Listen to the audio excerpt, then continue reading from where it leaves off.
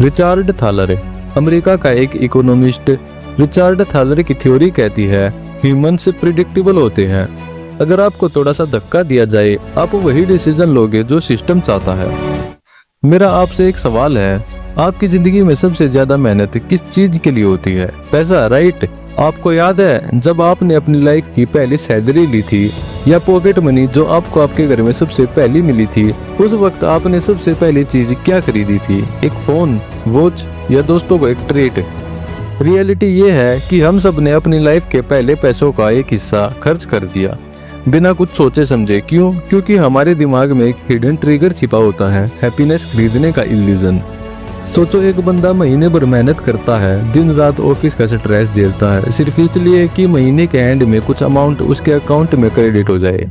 और जैसे ही सैलरी आती है वो शॉपिंग मॉल चला जाता है। क्यों? असल में उसको वो जीन्स या फोन की जरूरत थी, या बस दिमाग के अंदर एक आवाज कह रही थी अपनी पसंद के रिवार्ड ले लो, तुमने मेहनत की है। इसे कहते हैं डोपामिन ट्रिगर। हमारी बॉडी एक केमिकल रिलीज करती है जब हम कुछ नया खरीदते हैं, और यह केमिकल हमें टेम्परेरी खुशी देती है। पर असली खतरा ये है, हम समझते हैं कि यह हैप्पीनेस परमानेंट है, लेकिन कुछ ही दिन, कुछ ही हफ्ते वो नई जीन्स या नया फोन नॉर्मल लगने लगता है और फिर से दिमाग कहता है और खरीद लो और पैसा खर्च करो।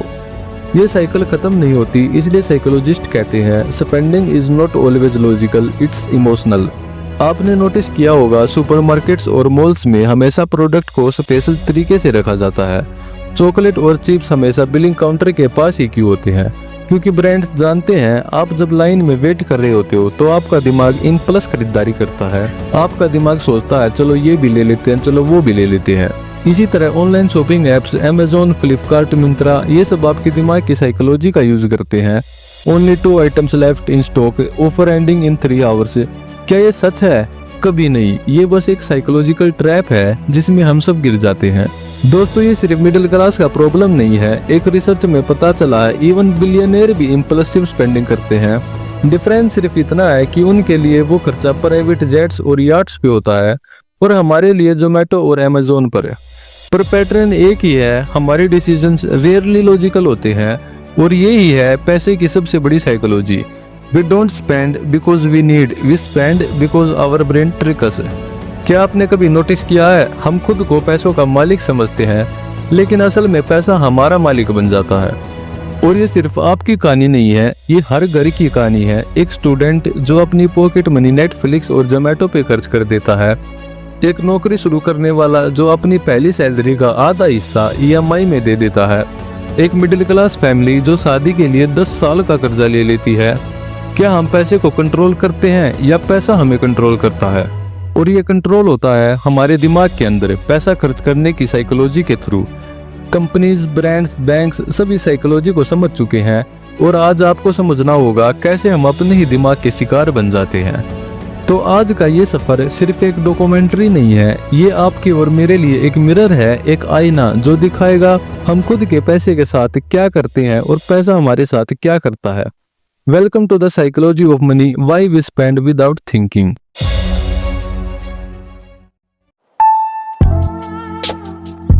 Chapter 1, the illusion of control. एक आदमी था रमेश हर महीने अपनी सैलरी का एक फिक्स बजट बनाता था। इस महीने 10,000 ग्रोसरी के लिए, 5,000 एंटरटेनमेंट के लिए और 8,000 सेविंग के लिए।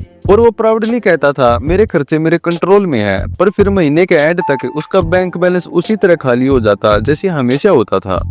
उसको लगता था कि सब कुछ उसके कंट्रोल में है, पर असल में उसके कंट्रोल में कुछ था ही नहीं। दोस्तों, इसे कहते हैं इल्यूजन ऑफ कंट्रोल। उसने सोचा मैं कंट्रोल में हूँ, असल में दिमाग ने उसे कंट्रोल किया। डोपामिन ने उसके डिसीजन को हाईजैक कर लिया।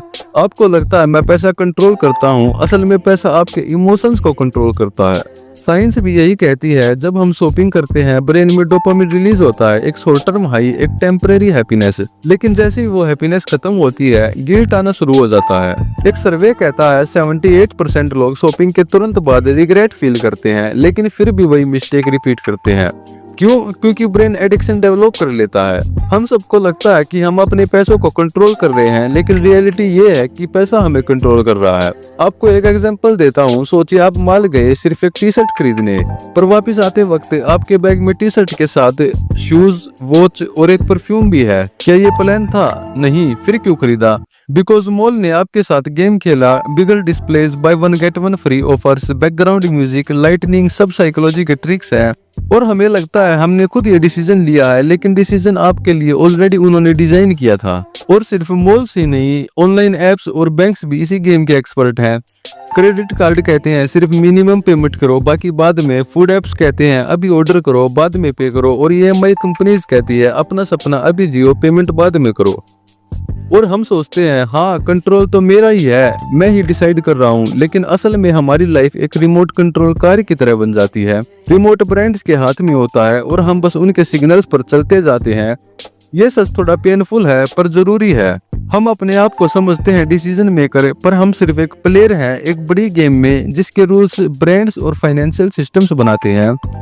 तो सवाल ये है, क्या हम इसी इल्यूजन में जीते रहेंगे या हम अपने आप से ऑनेस्टली पूछेंगे क्या मैं जो खरीद रहा हूँ वो मेरा खुद का डिसीजन है या कोई मेरे दिमाग के साथ खेल रहा है।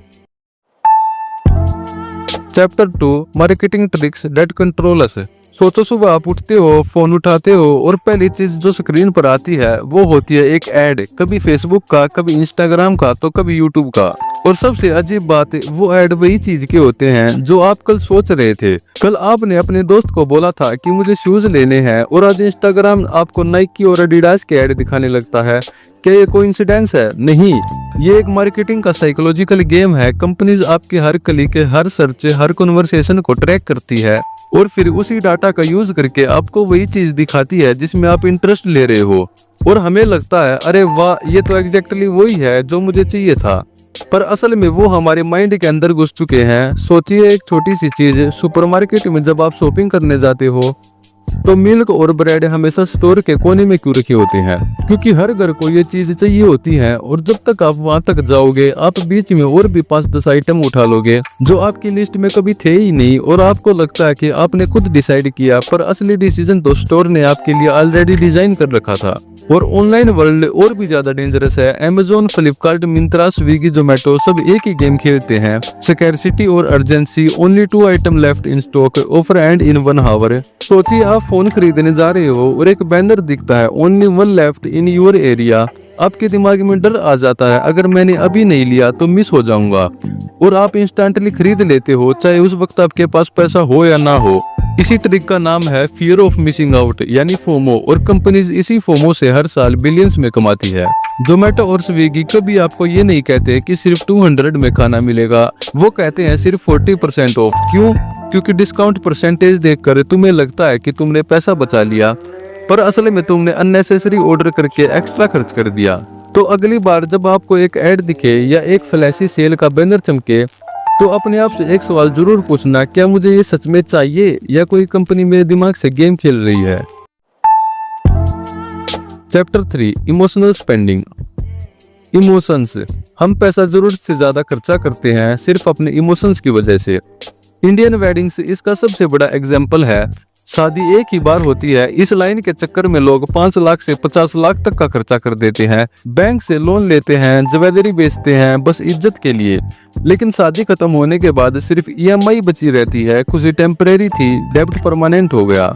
एक सर्वे कहता है 60% इंडियंस अपनी शादी के बाद डेब्ट में चले जाते हैं। सोचिए हम अपनी लाइफ की सबसे खुशी की मेमोरी क्रिएट करने के लिए अपने फ्यूचर की फ्रीडम को सेक्रीफाइस कर देते हैं। स्ट्रेस फील होता है तो ऑनलाइन शॉपिंग कर लेते हैं, लोनलीनेस फील होता है तो ऑनलाइन फूड ऑर्डर कर लेते हैं, सेलिब्रेशन करनी है तो पार्टी कर लेते हैं।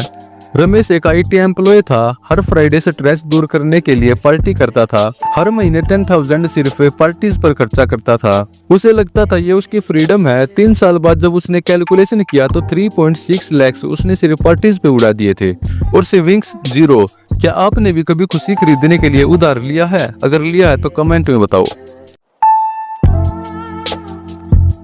Chapter 4 social comparison. आज के जमाने का सबसे बड़ा ट्रिगर है कंपैरिजन। इंस्टाग्राम स्टोरीज, दोस्तों के ट्रिप, रिलेटिव्स की नई कार, इन्फ्लुएंसर्स की लग्जरी लाइफस्टाइल, ये सब देखकर हम सोचते हैं यार मुझे भी चाहिए। एक लड़का अपने दोस्त की तरह SUV लेने के लिए लोन ले लेता है सिर्फ ये सोचकर कि उसे भी अटेंशन और रिस्पेक्ट मिलेगी, लेकिन असल में रिस्पेक्ट की जगह उसे सिर्फ इंटरेस्ट मिलता है। क्रिप्टो, स्टॉक्स, गैजेट ज्यादातर लोग सिर्फ इसलिए खरीदते हैं क्योंकि उन्हें डर होता है कहीं वो पीछे न रह जाएं। एक रियल स्टोरी सुनाता हूँ। 2021 में एक कॉलेज स्टूडेंट ने क्रिप्टो में 2 लाख इन्वेस्ट किए सिर्फ अपने दोस्त को देख के, और पहले 2 महीने में उसको अच्छा खासा प्रॉफिट हुआ। उसने अपने दोस्त को देख और ज्यादा पैसा डाल दिया। फिर 2022 में क्रैश आता है और उसको 10 लाख का नुकसान हो जाता है। कंपैरिजन उसकी जिंदगी ही बर्बाद कर देता है। ये साइकोलॉजी बहुत सिंपल है। इंसान कंपैरिजन के बिना अपना सेल्फ वर्थ फील ही नहीं कर पाता। आपने कभी खुद से पूछा है, मैं अपना पैसा अपने लिए खर्च करता हूँ या दूसरों को दिखाने के लिए? Chapter 5 the credit card trap. Credit card trap सबसे बड़ा जाल होता है अगर तुम उसको मिसयूज करते हो। आज इंडिया में 7 करोड़ से ज्यादा क्रेडिट कार्ड यूजर हैं और उनमें से आधे मिनिमम ड्यू पे सर्वाइव करते हैं, मतलब ट्रैप में। बैंक आपको क्रेडिट कार्ड देते हैं, रिवार्ड पॉइंट्स, कैशबैक, वाउचर। आपको लगता है फ्री पैसा है, लेकिन असल में आपको 36% एनुअल इंटरेस्ट मिल रहा होता है। एक IT एम्प्लॉय ने 50,000 क्रेडिट कार्ड से खर्च किए सिर्फ ये सोच करके कि बाद में चुका दूंगा, लेकिन 2 साल बाद उसने 50,000 का 1.2 लाख चुकाया, लेकिन फिर भी बैलेंस 0 नहीं हुआ। बैंक आपको दोस्ती के लिए क्रेडिट कार्ड नहीं देते, बैंक को प्रॉफिट चाहिए होता है, और वो प्रॉफिट आता है तुम्हारे इम्पल्सिव डिसीजन से। क्रेडिट कार्ड स्वाइप करने से पहले एक बार जरूर सोचिए, क्या आप फ्यूचर की इनकम प्रेजेंट में स्पेंड कर रहे हो, और फ्यूचर की इनकम प्रेजेंट में स्पेंड करोगे तो फ्यूचर में क्या करोगे। Chapter 6 breaking the cycle. तो अब सबसे इम्पोर्टेंट सवाल, ये साइकिल तोड़ने का तरीका क्या है? अवेयरनेस। सबसे पहले ये समझना जरूरी है कि हर खर्चा एक ट्रिगर का रिजल्ट है। मतलब आप इम्पल्सिव खर्चा इसीलिए कर रहे हो क्योंकि आपका दिमाग किसी सिग्नल पर रिएक्ट कर रहा है। पहचानो कि जो तुम खरीद रहे हो वो सिर्फ ट्रिगर है या सच में आपको उसकी नीड है। बजटिंग 50-30-20 रूल अपनाओ। 50% अपने बेसिक नीड्स पे, 30% वांट्स पे और 20% सेविंग्स और इन्वेस्टमेंट पे। सिंपल है लेकिन बहुत पावरफुल है। डेली ट्रिक, कुछ खरीदना है, एक काम करो, जो भी आपको खरीदना है उसे कार्ट में ऐड करो और 24 आवर्स रुक जाओ। बहुत हाई चांसेस हैं कि 24 आवर के बाद आपको उसकी नीड ही ना लगे। ये एक सिंपल ट्रिक है लेकिन बड़ा फर्क लाता है। कैश इन्वॉल्व मेथड, अलग अलग कैटेगरीज के लिए कैश निकालो। Groceries, entertainment, dining. कार्ड कम यूज करो, कैश ज्यादा यूज करो। जब पैसा हाथ में होता है आप और ज्यादा कॉन्शियस हो जाते हो। एक एग्जांपल सुनो, एक स्टूडेंट रोज 200 कॉफी पे खर्च करता था।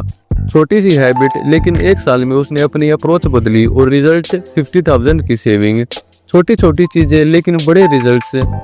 अब एक सिंपल क्वेश्चन है, क्या आप अपने पैसों के मास्टर बनोगे या अपनी साइकोलॉजी के स्लेव? दोस्तों, पैसा सिर्फ एक टूल है, लेकिन जब पैसा हमारे दिमाग को कंट्रोल कर लेता है तुम कभी फाइनेंशियल फ्रीडम अचीव कर ही नहीं पाते। अगली बार जब आप पैसा खर्च करने जाओ, अपने आप से एक सवाल जरूर पूछना, क्या मैं पैसा खर्च कर रहा हूँ या पैसा मुझे यूज कर रहा है। ये डॉक्यूमेंट्री बस एक ही बात समझाने के लिए थी, मनी का असली गेम हमारे दिमाग के अंदर खेला जाता है। Thank you for watching the psychology of money.